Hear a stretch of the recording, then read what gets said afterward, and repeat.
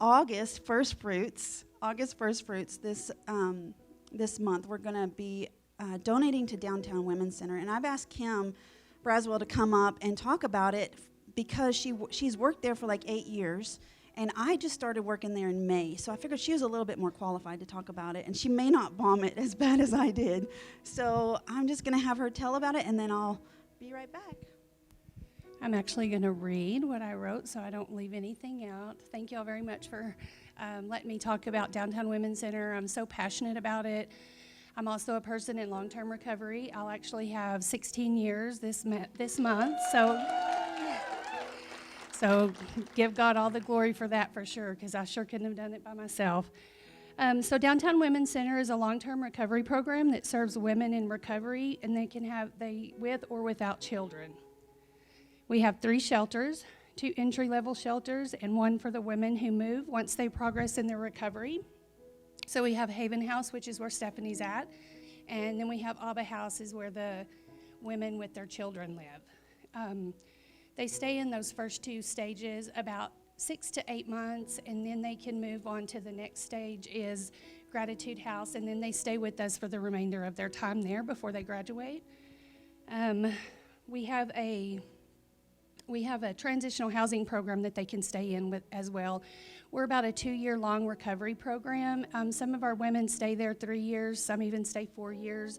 If they're pursuing a college education, then we encourage them to stay there because we keep their rent low. And then we also kind of monitor them through, going to school, being a mom, it's working, and all of that. So each woman in our program receives inpatient and outpatient treatment through Centacor to help them learn more about their addiction. Then they come to Downtown Women's Center, and we just help build on those recovery skills, and Stephanie has been amazing. She's an amazing asset to our agency, really, really good with our ladies. We're so thankful for her. At Downtown Women's Center, we also help teach life skills, budgeting, cleaning, cooking, how to be a sober mom, and many, many other things. We offer counseling to all of our women and children. We can offer talk therapy, but we also invest a lot of money in trauma counseling because a lot of the women that come into our program have suffered trauma either as a child or as an adult or even both.